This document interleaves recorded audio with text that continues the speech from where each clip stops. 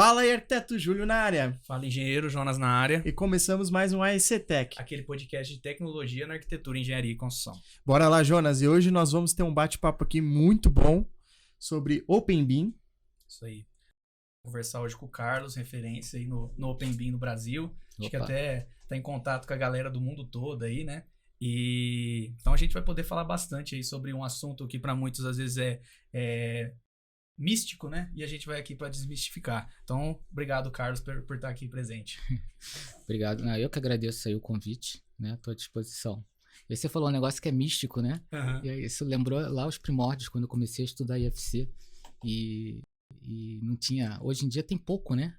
Você vai procurar na internet. A gente procura... Onde é que é a nossa biblioteca? É a internet, né? Então, você vai procurar na internet sobre Open BIM. Tem pouca informação. Na época tinha menos ainda, né? E aí, quando eu cheguei assim, vou estudar a especificação. E era o IFC 2x3, a versão antiga, né, do IFC. E se você olhar a página de especificação, né, faça esse teste, né, vai lá tentar achar a página de especificação. É quase que uma linguagem mística, assim, mágica, aquele negócio lá. Que é um monte de troço maluco, assim, bem computacional, né? Para quem está trabalhando com BIM, geralmente é arquiteto, engenheiro. Né? Então o cara não tá acostumado com aquilo ali, falei, cara, não vou entender isso aqui, o cara vai e fecha a página. Eu fechei várias vezes até resolver estudar aquilo ali. Não, e até tem uma coisa, esses dias, eu acho até que o Thiago Ricota colocou lá na rede social dele, falando sobre essa questão que as pessoas, às vezes, ela vai atrás de uma informação e ela não encontra na internet, e aí por isso ela desiste. E aí ele colocava lá que assim, ó, se você vai procurar uma informação e não tem postagem nenhuma, só tem uma documentação perdida dentro de um site, você achou um conteúdo que você pode ser pioneiro nele.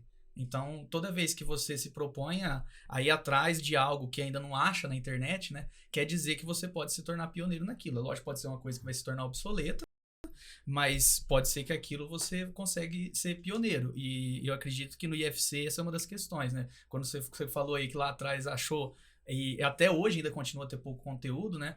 Mas com isso te abriu portas para estar em contato com pessoas do mundo inteiro que estão puxando o carro dessa questão do Open BIM, né? Todo grande desafio é uma grande oportunidade, né? Então, isso foi uma das coisas, né, que, na verdade, quando eu comecei a mexer com BIM, sem saber que estava mexendo com BIM, né, lá por 2013, 2012, o primeiro contato da gente é com software de modelagem, né? Então a gente olha aquele software de modelagem, sempre trabalhou com CAD, que nem eu trabalhei, aquilo ali era nosso máximo, né? Você não precisava puxar linha para fazer corte, né? Que não sei se vocês já passaram por isso, mas puxar linha para fazer corte, tal. E aí quando mexia no modelo, o corte já atualizava automaticamente, aquilo era o máximo, né? Porque eu sempre gostei, né? Embora eu tenha trabalhado com engenharia, minha formação é de técnico em edificações, né? Eu saí do meu ensino médio e fui trabalhar como técnico, como projetista. Ainda peguei um pedacinho da prancheta, assim, o pessoal cheguei a normografar e tudo, né? Tava entrando o CAD, né? Já entregando a minha idade, né? Tava começando o CAD lá, e aí eu comecei a trabalhar com um AutoCAD versão 10, né? Era para DOS ainda, não tinha o Windows, estava começando. E naquela época já era barato, eu já gostava de computação pra cacete, né? Fiz edificações, mas não queria fazer engenharia. Quando eu fui fazer a faculdade, eu falei assim, não vou fazer, eu vou fazer o que eu gosto, que é a computação. Sempre tentei sair da engenharia, né? Fiz na verdade, minha formação em matemática, depois eu fiz pós em sistemas de informação na PUC, né? E aí, só que eu não conseguia sair da engenharia. Conseguia, já tava lá, já tava ganhando bem, já tava fixo lá. E já tinha filho, então era complicado. E aí, quando veio o BIM, eu falei, vou juntar as duas coisas, né? Vou juntar a computação com... E eu programava, já fazia. Então, eu automatizava as coisas. Eu fazia uns programinhas em Autolisp, que era a linguagem que você fazia para AutoCAD, né? Então, já automatizava, gostava de automatizar certos processos. E aí, quando eu comecei a trabalhar com Revit, eu vi que já tinha muita coisa pronta, automatizada, né? E sem saber que aquilo era BIM, né? Comecei a mexer com aquilo. E aquilo ali me fascinou, né? Então, quando eu comecei a falar, não, peraí, tem mais coisa aqui, né? Vamos estudar BIM. E naquela época já era muito difícil. Você tinha, 2013, 2014, você tinha um evento de BIM no ano inteiro, né? Era muito nichado. Ainda é muito nichado, né? O BIM ainda é muito nichado dentro da nossa indústria. Porque não é uma indústria acostumada com inovação, né? E aí, naquela época era mais nichado ainda, né? Então comecei a procurar informações, e não tinha informação. Né? Fui procurar curso de pós, só tinha o curso da Zigurati, né? Aí, quer dizer, hoje em dia tem vários cursos de pós e tal. Então era bem difícil você achar informação na internet sobre aquilo ali.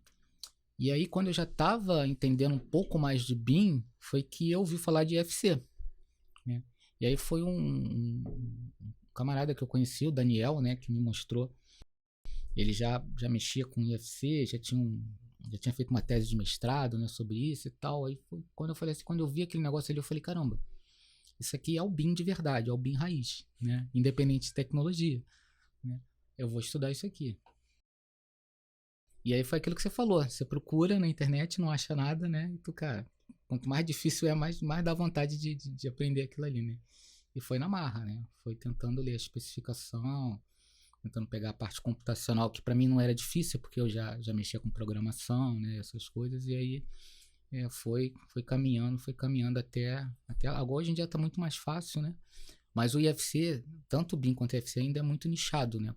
Poucas pessoas entendem de fato o que é o Open BIM, né? Sim. Não, até essa questão da documentação, eu tava esses dias, eu fui pra minha cidade e eu tava mostrando pro meu irmão lá no site da Build Smart, onde você vai para ver as especificações lá, IFC 4, como que tá descrito, como que tá, onde eles mostram cada tipo de categoria, se eu for lá IFC Door, como que é um IFC Door, os parâmetros que eles indicam. E você vai abrindo lá, tem muita coisa que o link tá quebrado, as imagens não carregam, é difícil de você achar, então realmente ainda é um local complicado de você puxar informação, de você conseguir tá trabalhando com essas informações. E eu acho que até seria interessante, Carlos, você contar um pouco assim de como que foi. Hoje você trabalha no CTCE, né? Isso, no CTCE. Isso. Qual que é a sua função lá hoje? Como que se o Open BIM é devido a esse cargo que você desempenha hoje? Na verdade, todo mundo o pessoal antigo do BIM, né? O pessoal falava que o BIM sempre começa do chão de fábrica, né? Uhum. Então são os projetistas que estão lá tentando mexer no BIM e tal. Eu trabalhava no setor de projetos, né? Eu era responsável pela parte de projetos hidráulicos, hidrossanitários, dentro de uma equipe multidisciplinar. E a gente começou a falar assim, vamos mexer com Revit, né? Vamos pedir para comprar o Revit, vamos mexer com Revit, tal. E aí a gente viu uma demonstração no Revit. Eu já trabalhava com Autodesk, então migrar para o Revit foi mais tranquilo, assim, foi natural. Mas assim, o pessoal sempre achou que era só comprar o software e treinar o pessoal e acabou, né? E a gente foi começando a ver que era mais complicado que isso. Uhum. Né? E a CTCE ela é uma OCIP, né? Ela é uma organização que tem um termo de parceria com uma comissão da aeronáutica, responsável pela implantação do controle de espaço aéreo. Então são projetos muito específicos, projetos de infraestrutura de radar, né? de torre de controle, essas coisas assim, tudo que apoia a navegação aérea. E aí a gente tinha essa dificuldade, tem muita parte de sistemas de energia. Então, o Revit é o software correto para trabalhar com instalações elétricas, com instalações de climatização. O pessoal, não, é só arquitetura e tal. Então, a gente começou bem devagar, né? Começou trabalhando com arquitetura, com estrutura, com instalações, né? Como eu trabalhava com hidráulica, era muito mais fácil, porque a Tigre foi uma das primeiras a colocar lá um monte de objetos lá prontos, né? E aí, para mim, já era só montar Lego, né? Só que a partir do momento que a gente começou a ir nos congressos, começou a ir nos workshops e viu a necessidade de ter uma implantação de BIM, que aí sim, aí a gente montou uma equipe, o Núcleo BIM, e aí contratou uma consultoria, que foi o Senai do Paraná, para fazer uma implantação de BIM, gerar um plano de implantação, uma coisa institucional realmente da organização, é que a gente viu que a coisa era mais séria, né? Então a gente começou a trabalhar com processos, em diagnóstico, maturidade, toda aquela questão da implantação de BIM que exige, né? E viu que a tecnologia é apenas uma parte, né, disso tudo. E aí eu senti necessidade de me especializar. Foi quando eu fiz um curso de pós, né, em BIM, né? E acabei, hoje a gente tem um setor, que é o setor de tecnologia da construção lá. A gente não quis vincular, antes era o Núcleo BIM, né? Ele mudou para setor de tecnologia da construção e hoje eu chefio esse setor, tem umas 5 pessoas trabalhando comigo e hoje a gente esse setor atua como BIM Manager da organização e também na parte de implantação, né? Então a gente desenvolve os templates, desenvolve as famílias, organiza o fluxo da informação, faz a gestão da informação de todo o projeto, né? E também trabalha na implantação dos níveis de maturidade, né? Legal, legal. Eu tava vendo algumas coisas, eu fui anotando aqui alguns insights.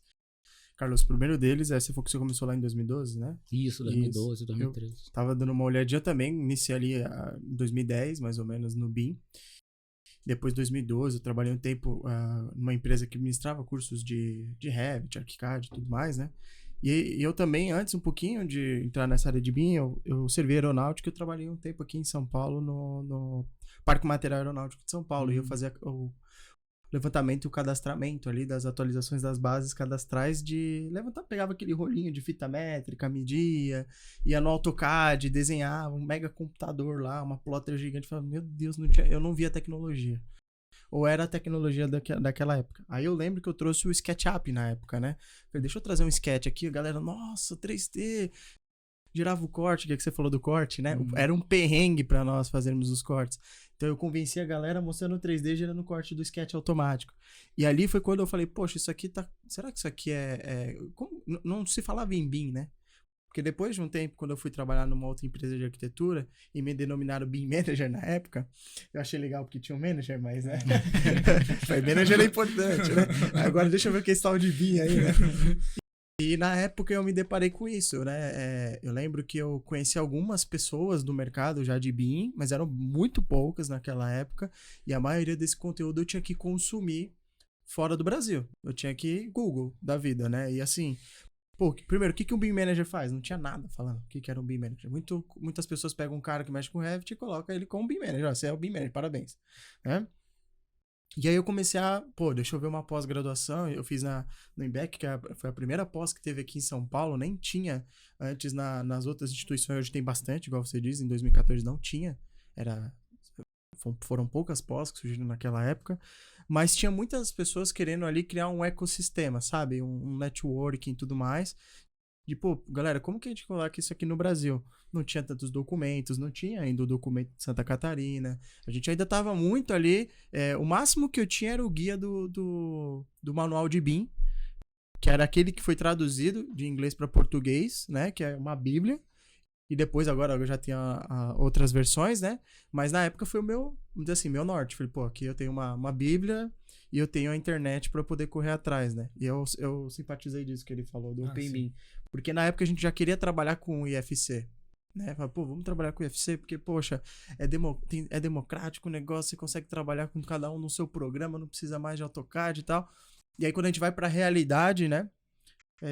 Vem os desafios. Isso eu tô falando 2014, hoje era IFC 2x3 na época, e agora tem o IFC 4.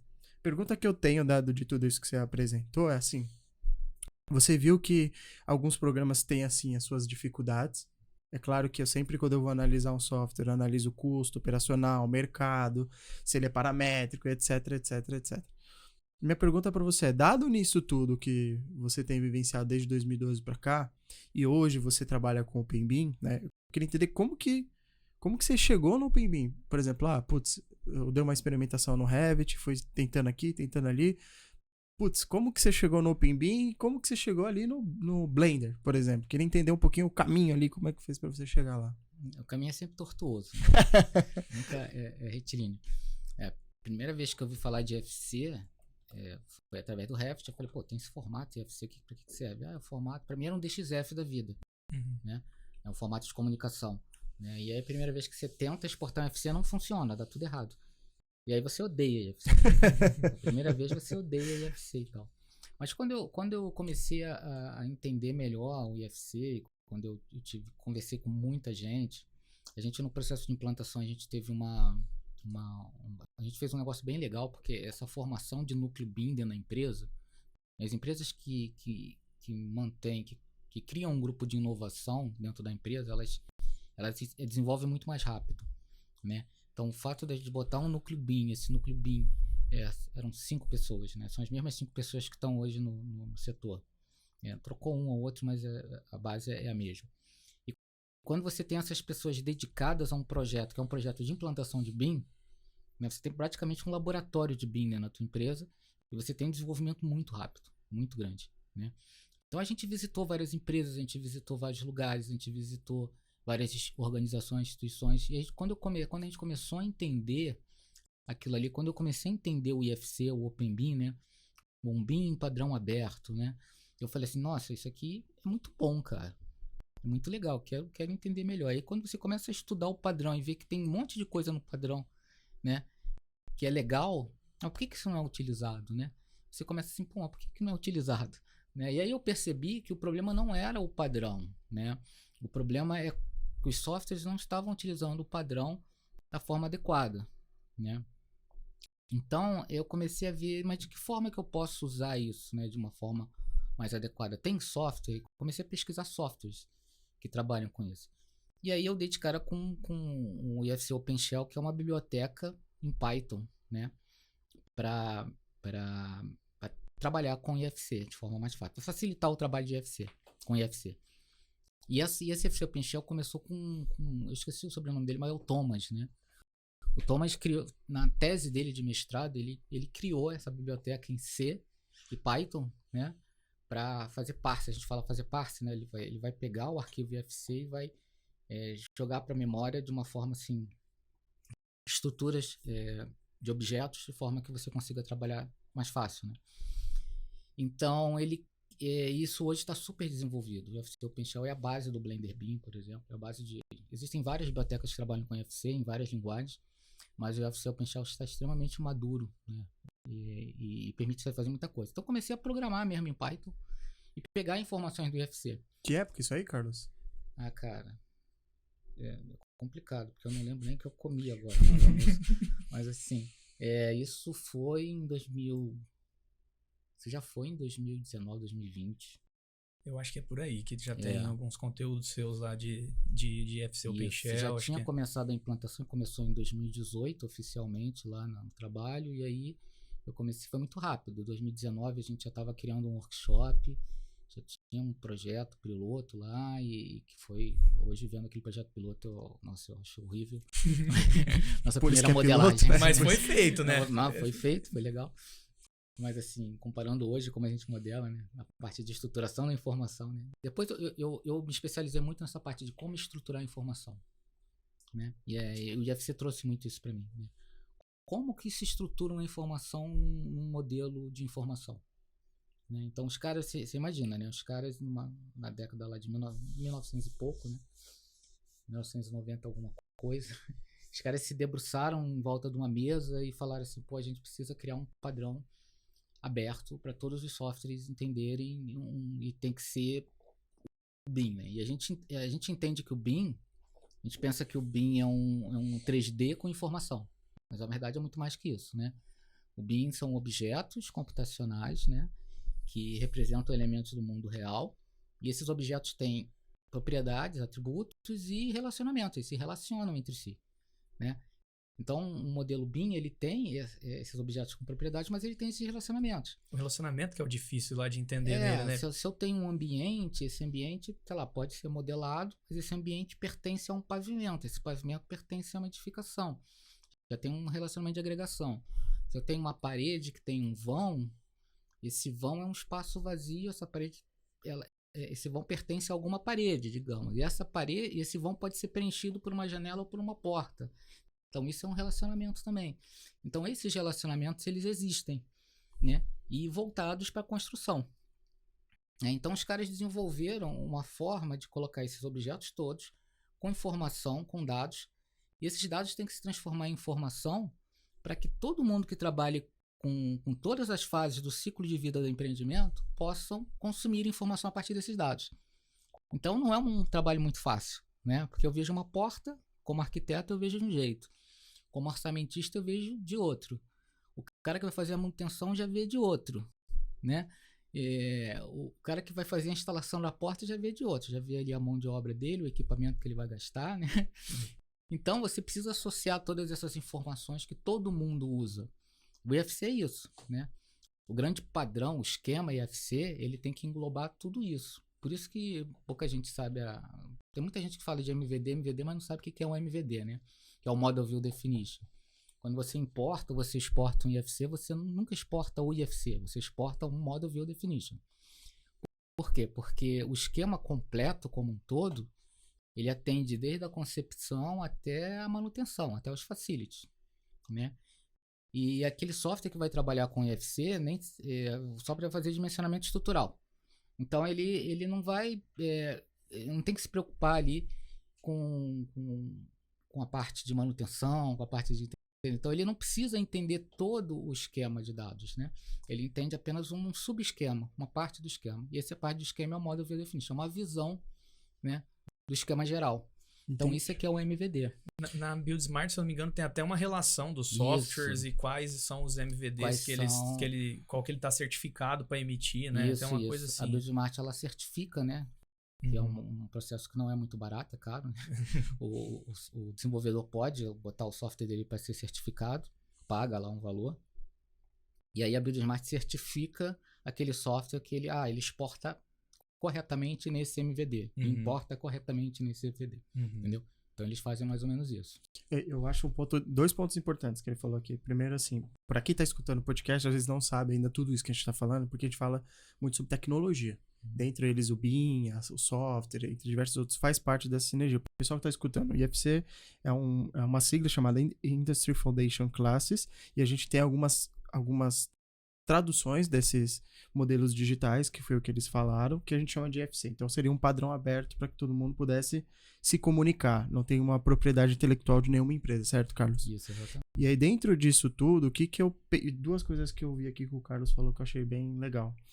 O primeiro deles quando a gente fala de MVD, eu vou falar pro pessoal que é mais de ArchiCAD e Revit. A gente fala bastante dos tradutores, né?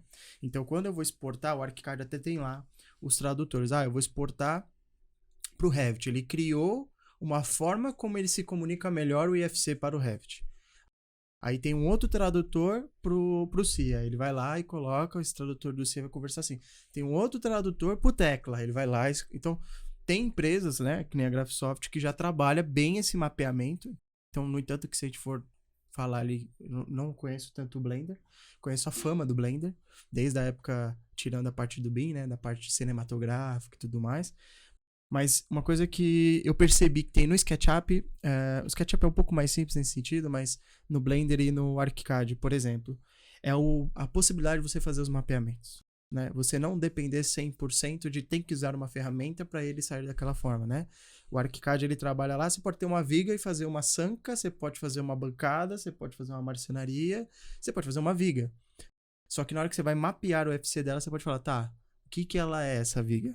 Não, essa viga aqui é um IFC Ceiling, ela é um IFC, pode falar Build Structure, ela pode ser um IFC, então aí você tem as classificações que você pode ter, eu diria que é aproximadamente mais ou menos essas traduções, que ele depois vai exportar o IFC e vai ler todo esse mapeamento. Assim como no Revit tem também nas famílias, né? Que a gente consegue classificar lá. Que aí, entre outras coisas, OmniClass, outras coisas. O Revit, depois do 23, que ele começou a ter direto por entidade, né? Por instanciar, você começou a ter a possibilidade, porque antes era só na hora da exportação, se não me engano, que o Revit deixava... Eles melhoraram muito na versão 23 e 24 ainda agora. No 2022, você podia criar parâmetros compartilhados, colocar lá como você queria exportar. Agora, a partir do 2023, já vem isso nativo. Isso, nativo. Na própria ferramenta. E agora no 24 também eles melhoraram aqui até a questão de exportação. Um problema que a gente sempre teve, que era a questão de geolocalização, né? Do IFC. Um faz na cota real, outro não faz. Geolocalização é um problema. É uma dor universal, né? É uma dor universal. Mas eu peguei essa sacada, que eu acho que vem nessa parte de tradução pro pessoa ali que tá escutando entender de uma maneira mais simples, né? E a outra também é a questão dessas adaptações, né? Por que o Open BIM e não um BIM fechado, vamos dizer assim. Queria que você falasse um pouquinho, porque assim, a gente sabe que quando vai para uma companhia, o custo bate, né? Vamos trabalhar com softwares mais caros, mas a gente vai ficar preso com aquela empresa, né? Tem decisões para você poder escolher se você trabalha ou não com o Open BIM. A gente já viu que, isso, pelo menos na Europa, em alguns outros lugares, isso é um pouco mais difundido, né? Essa forma de como se trabalha. Você vai para os Estados Unidos, é 100% Autodesk ali quase, né? Então, queria que você falasse um pouquinho pra gente dessa escolha, né? Porque você foi indo ali, foi no teste, mas o que de fato pesou nessa escolha, entendeu? Se foi questão financeira, questão de realmente uma oportunidade, o que você vê ali que realmente incentivou? Acho que foi meio loucura, né? Mas assim, é porque assim, quando a gente pensa em interoperabilidade, a interoperabilidade por padrão aberto seria o ideal, um formato melhor. Porque tem indústrias que já trabalham com BIM, por exemplo, a indústria aeroespacial, a indústria de petróleo e gás, né? Elas já trabalham com modelagem da informação digital, né? Digitalização da informação. Só que, como são indústrias muito coesas assim, você consegue botar tudo num ecossistema de softwares. Né? Então, por exemplo, são indústrias que levam muito dinheiro. Então, a petróleo e gás é da Somanda ali e tal. Indústrias que levantam muito dinheiro. A indústria da construção civil é muito fragmentada, né? Você tem diferentes players, né? Ali trabalhando, né? Um escritóriozinho pequeno, às vezes dentro do mesmo projeto, você contrata um escritório pequeno para desenvolver a estrutura metálica. Ou um outro escritório de arquitetura, que só tem, sei lá, 8, 10 pessoas, né? Então você tem uma construtora, você tem. E são diferentes players, bem diferentes, né? O pessoal fala que são ilhas, né? E softwares diferentes. Né? Então você necessita da interoperabilidade. Né? Se comunicar, né? E aí é aquilo que a gente fala, quando a gente trabalha num pequeno BIM, né, que é o chamado Little BIM, é o BIM pequeno, que é tipo quando a gente começou, a gente cria o BIM só para fazer projeto, compatibilização, gerar quantitativo automático. Então depois a gente, como a gente fala, a gente engavetava o modelo, porque o que ia para obra o que ia para orçamento era planilha, era PDF e DWG. PDF e DWG, né? A partir do momento que você quer ir para um BIM mais um Big BIM, né, que é o BIM maior, alcançar outros usos, né, você precisa de interoperabilidade, né? E aí você tem a interoperabilidade por compatibilidade, que é essa quando um software conversa com o outro, e você tem a interoperabilidade por padrão aberto, que seria o IFC, é um padrão que todo mundo consegue entender, né? E aí eu costumo dizer que a interoperabilidade por compatibilidade é como se fosse uma mesa redonda onde você contrata vários profissionais, cada um falando uma língua diferente para trabalhar no mesmo projeto. E aí, por exemplo, um fala japonês, o outro fala chinês, o outro fala alemão. Aí o alemão sabe falar japonês, o japonês sabe falar inglês, o inglês sabe falar chinês, né? Então fica assim, um conversando com o outro, é aquele símbolozinho que a gente vê na internet, né? De todo mundo falando assim, e não vai funcionar direito, né? Essa é a interoperabilidade por compatibilidade, né? E a interoperabilidade por padrão aberto é todo mundo falando inglês, né? Então todo mundo acaba se entendendo. Então essa é a ideia do IFC, né? O IFC seria a linguagem comum, né? de um modelo. Só que o que acontece é que no mercado, quando você vai botar isso em prática no mercado, são poucos os softwares que exportam IFC de qualidade e são poucos os softwares que conseguem usar o padrão da forma que ele abrange, né? Toda a forma que ele abrange. Então, por exemplo, o IFC tem objeto para você colocar custo, tem objeto para você colocar processos, tem objeto para você colocar outras informações que são do BIM, mas que não necessariamente são informações modeladas, né? Então ele tem essa possibilidade, só que os softwares não aproveitam isso. E você não consegue aproveitar a interoperabilidade por causa disso, né? Então essa que é a grande dificuldade hoje de se trabalhar com IFC. Eu acho que é uma coisa que está mudando, né? Hoje os softwares estão exportando IFCs de mais qualidade, né? Mas assim, tem certas coisas, por exemplo, é muito difícil achar um software de orçamento que trabalhe com IFC, mas que vai exportar o IFC com aquelas informações de orçamento. Porque uma das grandes vantagens, a interoperabilidade ela tem, o padrão aberto, o OpenBIM, ele tem algumas vantagens. E uma das vantagens é essa flexibilidade de você, quando você faz um modelo, um projeto num modelo utilizando um formato proprietário, você é dono daquelas informações, né? É você. Mas se você deixar de pagar o software, você não tem acesso a elas, né? Mas a qualquer momento eu posso transformar tudo em planta, em PDF, e eu posso jogar tudo para planilha de Excel, mas já não é mais BIM. Entendeu? Você não é dono. E se você exporta em FC, você é dono. Daqui a 10 anos, daqui a 20 anos, se você quiser abrir, é uma especificação aberta. Você consegue abrir e ler as informações. Então, existe essa questão da sustentabilidade da informação, né? E da flexibilidade. Eu posso construir um programa em Python para ler aqueles dados e me gerar um dashboard, para me gerar uma informação, entendeu? Gerar uma lista de quantidades, né? Esse curso agora que eu tô de FC, eu ensino a fazer isso. Eu ensino como gerar uma lista de quantidades usando o Blender, né? Ele gera uma lista de quantidades em IFC, né? Que é uma coisa que, preciso importar pro Revit para depois gerar lista de quantidade. Não precisa, você pode gerar a partir do IFC direto. Então você tem um poder muito grande, você tem essa flexibilidade de trabalhar com os dados da maneira como você quiser. Então foi isso, na verdade, que me atraiu pro IFC. Entendeu? Eu acho que o que eu tô vendo aqui, Carlos, são duas coisas. A primeira delas é o stakeholder, né, o famoso parte interessada, porque quando a gente vai conversar com construtora, com incorporadora, com pessoal de fornecedor, né, de materiais, etc., a gente entende que cada um, eu falo brincando, cada um tem o lote que merece, né?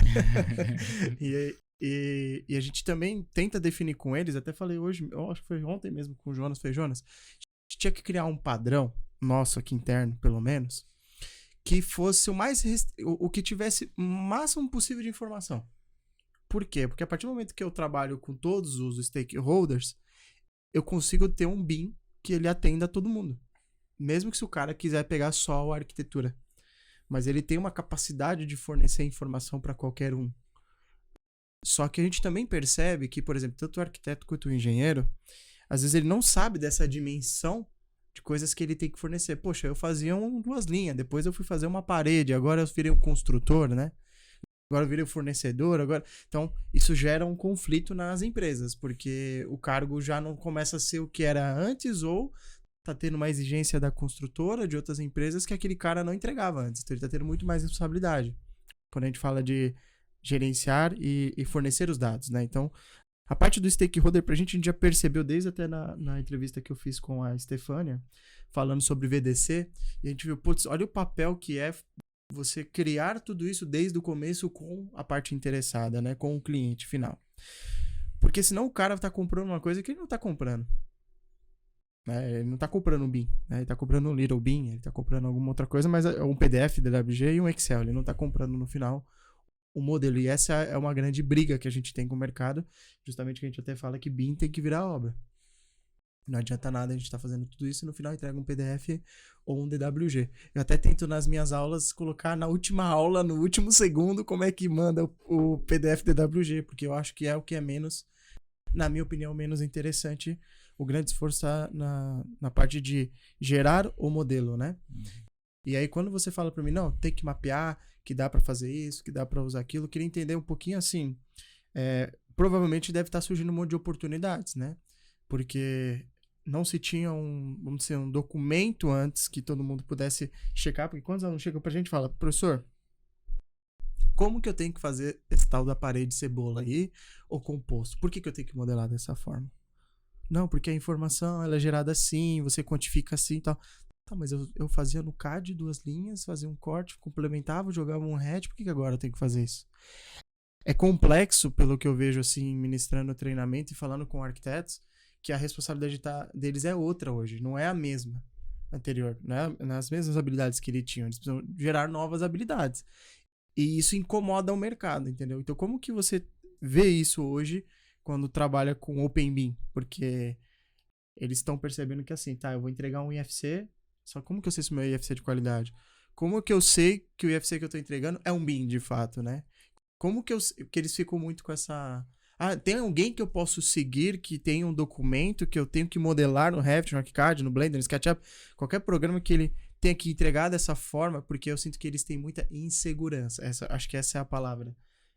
Eles estão modelando, estão inseguros que estão entregando informação. Eles estão seguros que estão entregando bons desenhos no grau de maturidade, mas eles não estão seguros que estão entregando informação. Eu vou até entrar nessa tua pergunta para aproveitar. Eu acho que isso entra um pouco aqui numa das soluções que eu já vi que você tá trabalhando junto com o pessoal do OSR, que lá que chama, né?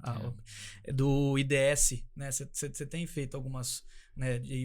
Voltando na sopa de letrinhas aí que tem do BIM, né? O Information Delivery Specification, né? Isso. Eu acho que entra um pouco nisso também, né? Essa questão. Assim, aquela questão que eu falei do pequeno BIM. Não que seja ruim você trabalhar no pequeno BIM, né? Porque você tem ganhos, né? Eu tenho corte automático, eu tenho compatibilização, eu tenho geração de... Só que assim, eu acho que hoje eu entendo que a gente realmente precisa galgar níveis de maturidade. Principalmente quando você está trabalhando com a implantação em uma organização, né? A gente não pode chegar a pegar uma equipe que tem uma maturidade pequena em BIM e tal, e querer que ele já chegue no nível 3 lá. Então você tem que ir trabalhando degrau a degrau, né? Mas você precisa ter um roadmap, você precisa ter um planejamento de, eu quero daqui a 2 anos estar nesse cenário aqui, né? Trabalhando dessa forma. Então você precisa de um planejamento para que isso seja possível. E aí você precisa trabalhar muito essa questão da equipe, né? Isso que você falou aí é bem interessante. Por exemplo, lá na equipe, quando a gente começou a se preocupar com a parte de orçamentação, né? A gente trouxe o pessoal do orçamento junto, e esse setor de tecnologia fez a ponte, que lá tinha esse problema do projeto não conversar muito bem com o orçamentista, né? O orçamento é feito por um outro setor. O setor, inclusive, era outro andar, né? Então as pessoas nem se conversavam. Aquela coisa realmente dividido. Bem dividido. Tipo, eu terminei meu projeto, agora é com o orçamentista. O orçamentista, tem que vir da forma correta, não tem que ter aquele negócio todo. E vinha a colaboração, né? E a gente serviu de ponte. E aí, por exemplo, em algum momento, o orçamentista falou assim, não, mas eu uso o Sinap para fazer, para medir tubulação de esgoto. Né? Meu critério de medição é Sinap, porque a administração pública precisa ser Sinap, porque não tem no Sinap, aí eu coloco outras bases e tal, ou monto minha composição e justifico os insumos. Os insumos tem que ser Sinap, mas o que tem de composição Sinap.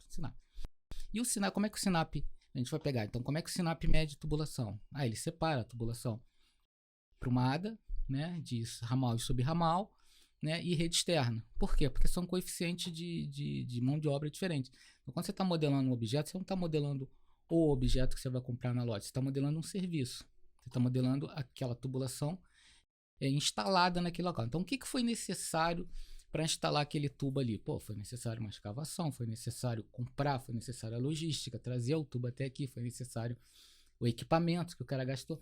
Então, uma coisa que alguns projetistas têm essa consciência, mas eles não precisavam botar essa informação no modelo, no desenho, né?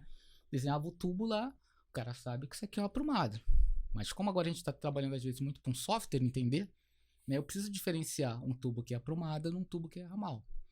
Então eu preciso criar algum parâmetro lá onde eu digo, isso aqui é uma aprumada, aquele ali são parâmetros de instalação, né? Isso aqui instalado em aprumada, isso aqui instalado em subramais. E aí você tem que convencer o projetista de que ele tem que colocar essa informação.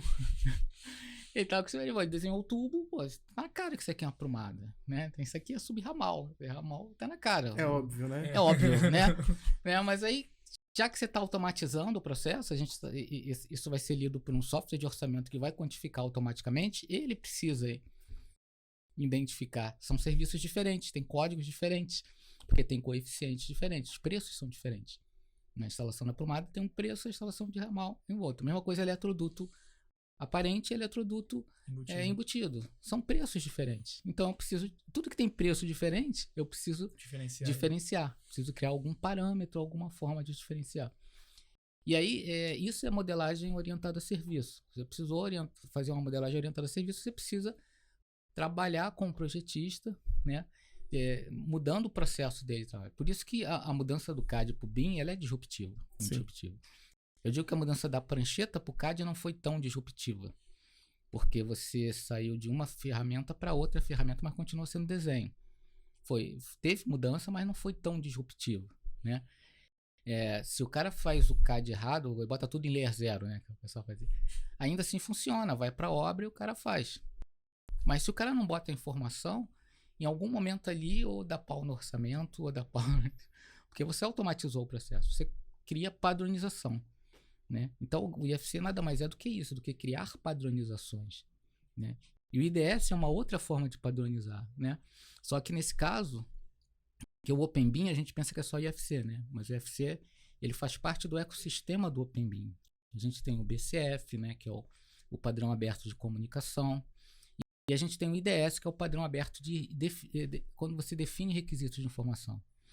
Então, é aquilo que você falou, vamos botar tanta informação, qual informação que a gente vai botar? É muito difícil definir os entregáveis, né? Muita gente não sabe o que pedir, né? E aí você também não sabe o que entregar. Porque, assim, hoje tem esse consenso, a ISO 19650 trouxe muito isso, de que você vai desenvolver aquilo que é necessário. Então, eu vou desenvolver um modelo da informação com as informações que são necessárias para o uso que você vai utilizar. Então, por exemplo, lá, e aí por isso que ela vai falar de requisitos de informação da organização, do projeto. Por quê? Qual é o portfólio da organização onde eu trabalho? A organização, ela concebe, né? Ela precisa de um radar em tal lugar. Então, qual é a infraestrutura que precisa? Isso. Faz o projeto, contrata a obra, fiscaliza a obra, faz um controle de medição, vai pagando, né, porque é dinheiro público, né? E no final faz o comissionamento, recebe e entrega para a organização militar. E a partir daí é com ela. Ela não faz manutenção, não faz nada. Entrega para ela. Então a gente vai até o comissionamento.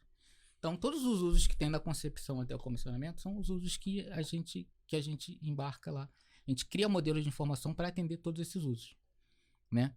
A ideia é essa. Né? A gente ainda não chegou, a gente está na parte de orçamentação, mas vai chegar na parte de planejamento e fiscalização de obra. Que é, como eu falei, é grau de maturidade. Mas em algum momento a gente vai trabalhar as informações necessárias para atender todo mundo que está nessa parte, né? Então, a gente não vai colocar informações de manutenção. A gente talvez se preocupe no momento da criação do As-Built, colocar informações que vão facilitar lá na frente, se a organização quiser depois colocar num software de gestão de manutenção e tal, colocar. Então a gente vai colocar, eu quero um modelo de As-Built que tenha modelo de equipamento, fabricante, data de instalação, garantia, eu quero essas informações no meu modelo, para depois aquilo ali, se a organização quiser, ela pode implantar isso na parte de BIM de gestão e manutenção e possa até pedir isso. Mas a gente não se preocupa nesse momento com isso. Então, quais são os usos? Os usos são aqueles que a gente necessita. Só que você levantar isso é muito trabalhoso. É um esforço, né? É um esforço muito grande. E o legal, quando eu comecei a aprender, comecei a ler as normas da Building Smart, é que a Building Smart, por exemplo, para criar um MVD, acho que eu falei assim, vamos criar então uma visão do esquema que atenda só a determinado uso. Mas como é que a gente faz isso? Então, eles não sabiam como fazer isso. Então, eles criaram ferramentas para desenvolver isso. E ótimo, essas ferramentas eu uso para chegar nessas informações. Informação de requisitos de informação. Né? Cara, são as mesmas. Então, existe uma norma, a IDM 29481, que é a norma que eles desenvolveram para criar um MVD. Né? Então, eles fazem um mapeamento de processos. Nesses processos, todo o processo que é utilizado ali no teu projeto. E aí ele vai e separa ali as trocas de informação. Cada troca de informação vira um documento em linguagem natural, tipo assim, eu vou fazer em algum momento a análise energética do meu ambiente. O que eu preciso? Da parede eu preciso da tramitância térmica. Então escreve mesmo, tramitância térmica. Não sei se é parâmetro, não sabe. Está em linguagem natural. Qual é o tipo? É o tipo... Qual é a unidade? A unidade é essa... Não, escreve, faz um documento com isso. Depois ele vai estruturando aquilo, como é que é isso no IFC? É assim, né? Então, esse é um tipo de ferramenta que a gente pode utilizar no dia a dia de projeto para gerar requisitos de informação em alto nível e depois, qual é a tecnologia que eu estou usando? Estou usando Revit? Então, qual é o parâmetro do Revit que eu vou utilizar? Então, você vai, pega aquilo ali e traduz para o Revit, ou traduz para outra tecnologia, ou traduz, melhor ainda, em IFC, né? E aí você consegue fazer essa relação, você consegue mapear, mas dá trabalho e você não tem muitos profissionais capacitados nisso. Não é todo mundo que fala disso, não é todo master, do curso master BIM que fala sobre essas coisas, né? Então, são ferramentas, por exemplo, que eu pesquisei por conta própria, eu li norma, eu aprendi muito lendo norma. Então, essa é uma norma, a parte de dicionário de dados é outra norma. O IDS é uma especificação muito interessante, porque é uma forma de você pegar essa especificação que você montou, quais são as informações de cada elemento. Essa. Ótimo, você já sabe que informação que é, quando que você vai precisar e quem é o responsável por ela. Você mapeou os processos, você sabe quem é o responsável por ela. E aí, mas como é que eu coloco isso agora num formato em que a máquina entenda? Eu posso passar isso em PDF, posso passar isso todo mundo faz em Excel. O cara vai ler aquilo. Como é que ele vai fazer uma auditoria no modelo para ver se cada elemento tem aquela informação naquela unidade direitinho? Vou criar uma regra num software de checagem de modelo. Cara, qual é o único software de checagem de modelo que eu conheço aqui? É o Solibri. Não tem outro. Eu não conheço outro, né? Então já fica ruim, né? Porque o Solibri não é barato também, né, cara? Então, muito da necessidade do meu estudo foi justamente essa. Eu vou requisitar para a aeronáutica comprar o Solibri. Cada requisição na administração pública de compra de software, quando é grande assim, demora 1 ano, 2 anos para chegar. Eu falei, tem que dar um jeito.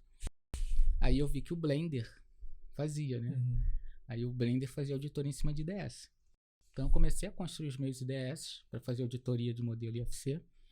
Eu já tinha definido, modelos IFC, eles têm que ter essas e essas e essas informações. Por exemplo, tubo de esgoto tem que ter lá um parâmetro de uma propriedade de instalação no próprio set tal, dizendo que era ou instalação ou prumada ou ramal, não sei o que lá. Aí esse requisito eu já tinha, escrito manualmente. O IDS é uma forma de você escrever aquilo para que a máquina entenda. Então você coloca lá. Todas as tubulações precisam ter o parâmetro instalação do próprio set tal, e os valores únicos só podem ser prumada, ramal ou rede externa. As condições, né? Você diz as condições. E aí você coloca isso e você precisa rodar isso num software de auditoria, né? E o Blender faz isso. Só que o Blender, a primeira vez que eu rodei, ele gera um HTML dizendo, isso aqui tá legal, isso aqui tá legal, isso aqui não passou, isso aqui não passou, isso aqui passou, isso aqui passou. E aí o Thiago, é a historinha, né? O Thiago esse ano me chamou para participar do 5º BIM Day, né? Lá em Pernambuco, que eles vão fazer. E aí ele falou, mas eu queria fazer um workshop, o que você quer fazer de workshop? Eu falei, fazer um workshop de IDS. Mas o pessoal não sabe o que é IDS. Não, tudo bem, eu apresento IDS e depois a gente faz um IDSzinho lá na hora e faz. Mas precisa de ser software? Não, o IDS a gente consegue fazer na mão, ou a gente tem, hoje já tem software gratuito para montar IDS, né? E na hora de rodar o IDS a gente roda com Blender. Aí tá bom, então vamos fazer isso, vamos fazer. Aí quando eu cheguei em casa assim, eu fiz um testezinho, eu falei, mas tá muito pobre isso aqui, né? Só gerando aqui um HTML assim. Legal seria se aparecesse uma lista assim, eu clicasse e mostrasse o elemento que tá errado para eu chegar lá e consertar, né, no NFC e tal. Aí eu falei assim, então eu vou desenvolver isso. Eu desenvolvi, né? Peguei o IDS lá do Blender, desenvolvi essa parte toda e mandei lá pro Dion, né? Aí eu falei, o que vocês acham? Ele, cara, gostei pra caramba, mas faz isso. Aí ele já te jogou mais trabalho. Aí já me jogou mais trabalho, né? Aí eu fiz, tal. E legal, saiu agora nessa versão, saiu dia 2, saiu uma versão nova, saiu já essa parte de IDS. Então, você já roda, já gera uma lista do que não passou, que é o que interessa, né? Você clica, ele já mostra qual é o elemento, aí você vai lá na propriedade e vê por que não passou e tal. Então, o IDS já é uma ferramenta que o Blender, uma ferramenta gratuita, né? Você já consegue fazer auditoria com o Blender, uma vez que você já saiba os seus requisitos e você coloque no formato IDS. E eu vejo aqui algumas oportunidades. A primeira delas a gente fala muito sobre contrato. Quanto o modelo de contrato, muitas vezes você fala, me faz um modelo aí, me manda um modelo BIM, LOD 300, e é isso, tchau. Aí você fala, o que é LOD 300 pra esse cara, né? Foi o que a gente tava falando, né? Porque nas construtoras, acontecia muito assim, o cara fazia o projeto de arquitetura sempre fez de um jeito. A cultura sempre é o que ela atrapalha e ela ajuda. E aí a gente falou, tá bom, vamos trazer pra mesa, então vamos criar um comitê BIM para essa construtora e vamos trazer responsáveis que saibam o que é BIM, que foram treinados pela SPBIM, que saibam o que é BIM, para poder opinar e poder compartilhar o conhecimento para a gente criar um padrão, porque o que se percebe é que não tem comunicação. Mesmo em empresas antigas, né? Sempre se fez de um jeito, igual você falou, fazia uma linha no CAD, mandava pro cara, mesmo no layer 0, explodido, areia o pessoal e tal. Tá acostumado. O cara resolvia lá na obra. Por quê? Porque a informação tava no cara, né? Ele era o cara que lia o YouTube e falava, não, cara, você precisa pegar isso, vai ter isso. Ele sabia isso. Quando você entende que um modelo, ele tem que ter informação e não é a pessoa, isso muda o jogo, né? Porque as pessoas estavam acostumadas a entregar desenhos. Aí o que eu percebi foi, cara, então vamos criar a instrução de trabalho, lembra? Que é a instrução de trabalho, as ITs das empresas, falando como que aqui se faz drywall, como que aqui se faz piso, como que aqui se faz pilar, como aqui se faz viga. Parece óbvio, mas o óbvio precisa ser dito. Então, vamos lá e falamos, tá, orçamento, o que para você é importante ter numa alvenaria? Eu desconto vão, aí ela tá falando de serviço. Fala, não, vamos pensar em duas coisas. Quando você tá fazendo uma precificação, o que você precifica? Serviço e material. Vamos falar primeiro de material, que é mais fácil? Vamos. Tá, fechou. Vamos falar de serviço? Aí eu ia para arquitetura. Arquitetura, o que vocês conseguem fornecer? É meio que, né? Você tem que ser ali um cara negociando com um projetista, e é a mesma empresa que projeta e constrói.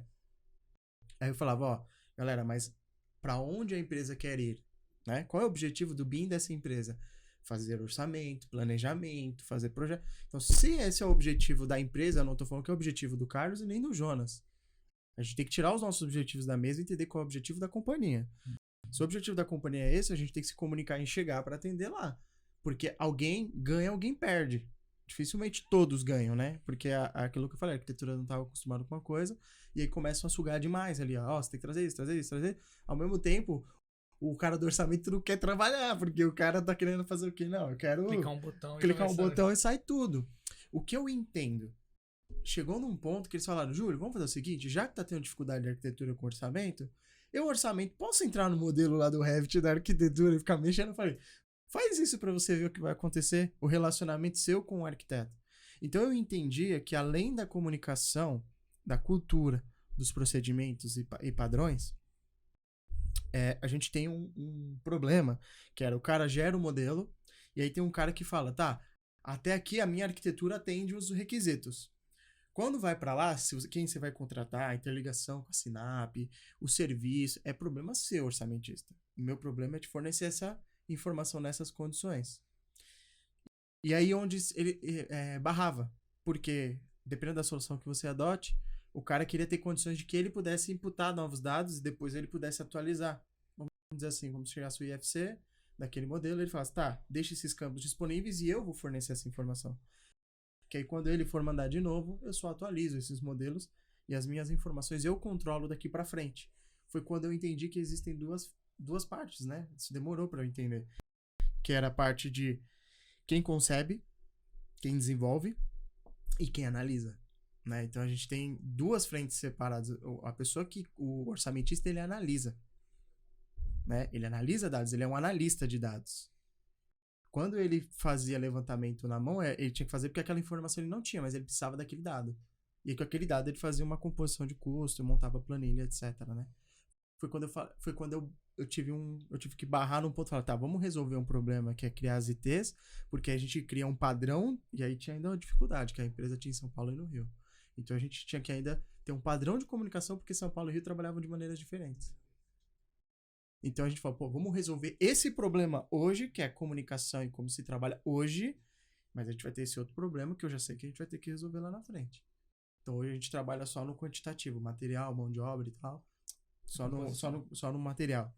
A mão de obra, os descontos, serviço, etc., deixa na sua plataforma que ainda você faz lá sua composição online de custo e você só extrai o quantitativo. Vamos vencer primeiro essa batalha para ir para essa batalha no segundo momento. Porque a galera já quer essa sensação que eu tenho.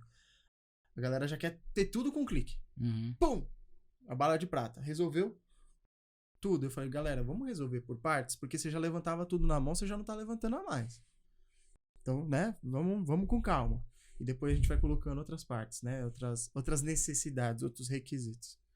Tá? A pergunta que eu tenho dentro dessa história toda é assim, quando você vai manusear um documento para você colocar todos os requisitos, que é um esforço gigante, qual que é o embasamento que você tem para criar esses requisitos? Porque uma coisa é quando você é o contratante, né? Você é uma construtora e você contrata projetos. Então você tem um poder de falar, Jonas, eu quero que vocês entreguem dessa forma, assim que eu tô comprando o seu BIM. Beleza. Outra coisa é quando você trabalha com um conjunto de pessoas que não tem uma pessoa que tá comprando aquilo. Tem acordos. Como que você lida com isso? Eu acho o seguinte, essa questão de... Porque o mais difícil da padronização é padronizar, né? Então, por que o IFC é tão difícil? Porque você precisa padronizar, né? Então, quando a gente começou a trabalhar com Revit lá e tal, que a gente não sabia que era BIM e tal, e aí, não, vamos botar mais gente trabalhando com Revit. Então, o camarada lá, vamos trabalhar junto, né? Então, eu trabalhava com Revit em arquitetura, sei lá, o outro colocava lá extintor de incêndio. Aí eu tô trabalhando aqui, fiz meu corte, daqui a pouco eu vou abrir meu corte e tem um extintor aparecendo no corte. Eu não quero que o extintor apareça no meu corte e tal. Ah, mas eu já tinha criado aqui uma configuração na vista para não aparecer extintor. Ah, mas é que eu criei uma família nova, eu botei ela em outra categoria, eu criei uma subcategoria extintor. Aí o outro, não, mas eu criei uma categoria extintor com E maiúsculo. Não, mas eu criei em inglês, extinguer, né, e tal. Ou seja, você não tem padrão, você não consegue trabalhar de forma colaborativa num projeto. né? Então você precisa de um mínimo de padrão. E quando você pensa num BIM, onde vai ter muito mais gente trabalhando, 50, 60, 70 modelos no projeto, né? Imagina se cada um resolve colocar o pavimento com o nome que acha que é. Primeiro pavimento, pavimento 1, pavimento... Pave. Imagina, PAV, né? Então você tem que ter um local, um padrão, né? Você precisa definir, por isso que o pessoal chama de plano de execução BIM, né? Outros manual BIM e tal. A gente precisa definir isso. Então, nós lá, o ITC, ele fez esse papel, está fazendo esse papel ainda junto com o orçamento. A gente não conseguiu pegar toda a gama de serviços que tem, mas é um trabalho constante, né? De pegar alguns elementos e ver assim, o orçamentista. É que é muito difícil, né? Antigamente você tinha um projeto, saiu o desenho, a minha autoria é isso aqui. O orçamentista é o autor da composição de custo e tal. Você ainda consegue fazer isso com BIM, mas você tem, às vezes é o mesmo modelo, né? Não precisa ser o mesmo modelo, mas ele vem, o modelo de projeto, ele é utilizado como modelo de orçamento, que é utilizado como modelo de planejamento. Mas são modelos diferentes, podem ser modelos diferentes. Mas você tem autorias diferentes. O engraçado é que o IFC tem isso, né? O IFC tem como você colocar para cada elemento quem é o autor daquela informação. Isso é muito legal, que é um objeto chamado IFC Owner History. E os softwares não utilizam ele, né? Mas eu poderia colocar, por exemplo, a mesma parede de diferentes formas, dizendo que cada um é de um autor diferente. Isso bastaria o software chegar e ver, como se fosse as fases do Revit, né? E aí o que a gente fez foi chegar para o orçamento e falar assim, tá bom, desses elementos aqui, que informação você precisa para montar suas composições de custo, né? O cara que vai botar lá qual é o material, qual é o equipamento, qual é a mão de obra, tal, mas ele precisa de algumas informações. Então, o projeto tem que fornecer as informações. Por isso que a modelar é orientada a serviço. Tipo assim, eu vou modelar com as informações que o orçamentista precisa para que haja composições de custo. E aí a gente criou ITs também. A gente criou instruções, que são ITs, né, que são manuais de modelagem, né, que são, dentro da aeronáutica, eles são instruções técnicas. Né, então são ITs. Para cada disciplina. Cada disciplina criou lá o seu manual. Então você vai fazer uma parede, tem que ser assim. Você vai fazer um chapim, tem que ser dessa forma. Rufo, é dessa forma. Você vai modelar um negócio. Isso vai ser modelo genérico, isso aqui vai ser categoria tal, isso aqui vai ter categoria tal. Como é que vai ser a exportação disso para IFC? Vai ser assim, assim, assim. Então a gente tem esse trabalho de formiguinha, que é justamente criar todos esses processos, né? Que não só as informações que vão no modelo, mas o processo de modelagem. Então, porque, querendo ou não, é a forma que vai se construir ali virtualmente. Né? Exatamente, para poder atender a todo mundo. E o combinado não sai caro, né? Exatamente. Então, essa grande questão da parede cebola, né? Vai a parede cebola, a parede não cebola e tal, vai depender do uso, né? Vai depender de como que o meu software de orçamento vai analisar aquela parede. Né? Então,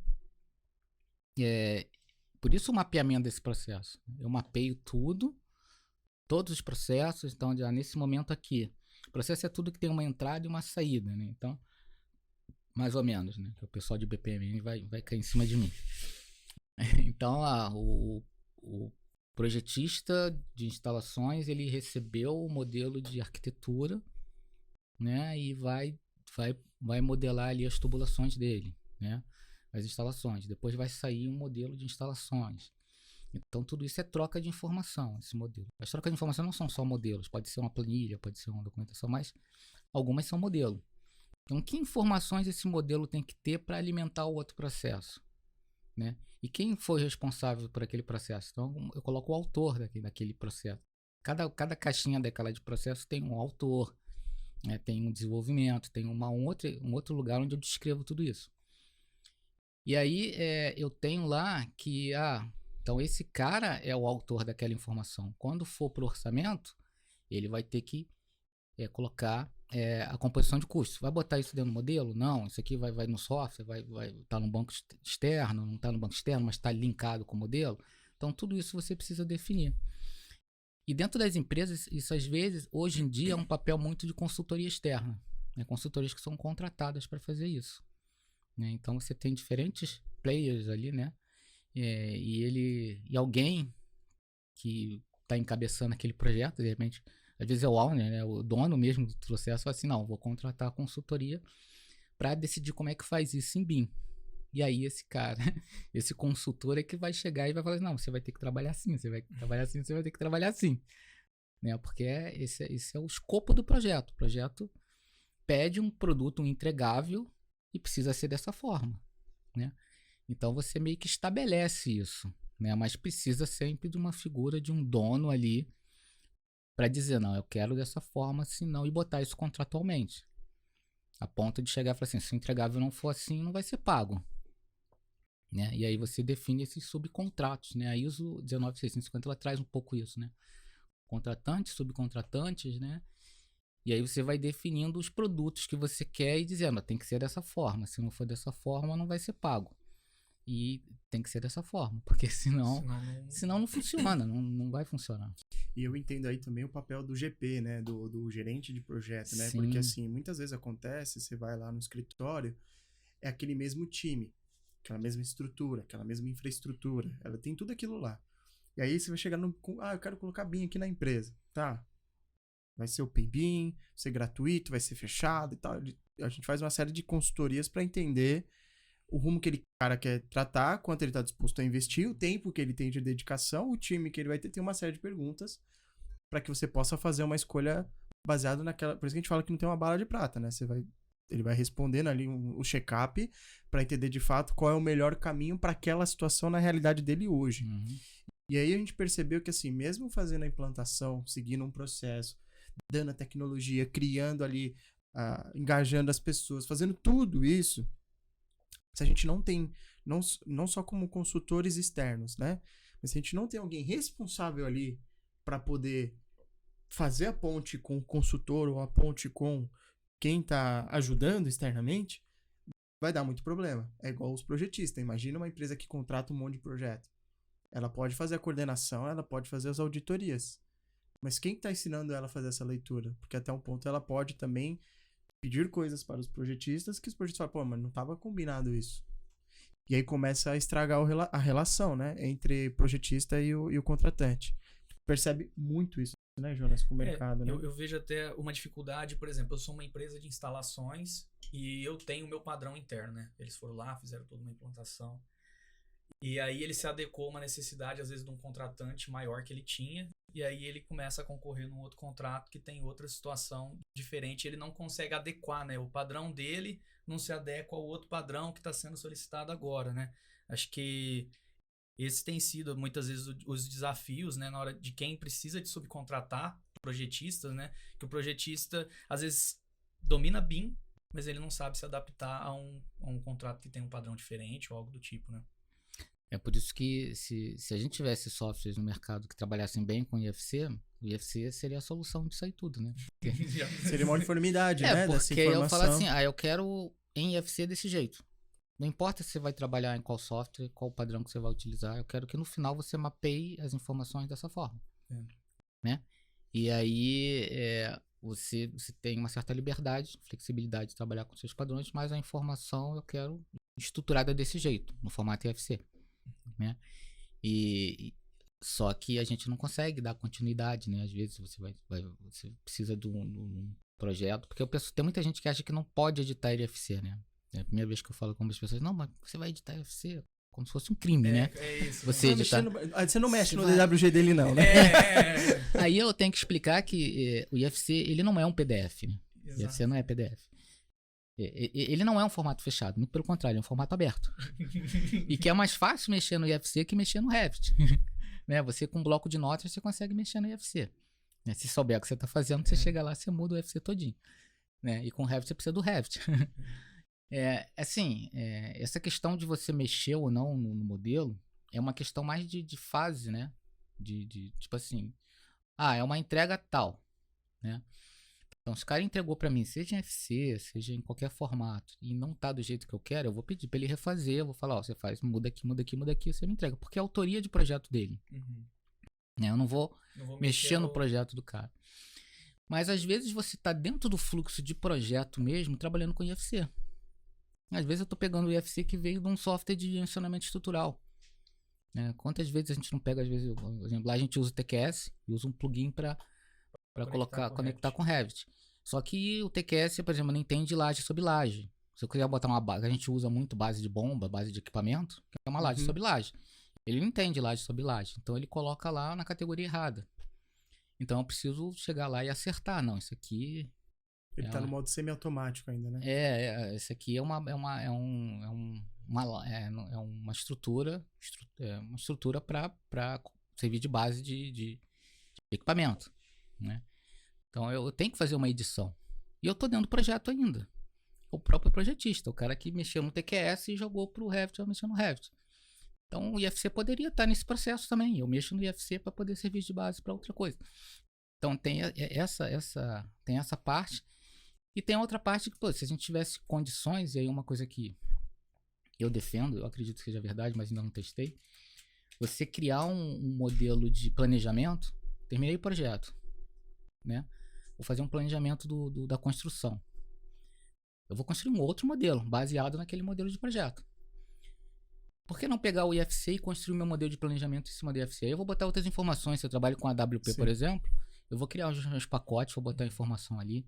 Ou se eu trabalho com setorização de projeto, um linha de balanço, né, e tal, eu separo lá os elementos, coloco os setores, né, coloco informações a mais ali. Ah, eu quero dividir uma laje, que eu vou fazer uma num tempo, outra no outro e tal. Divido a geometria lá, faço isso.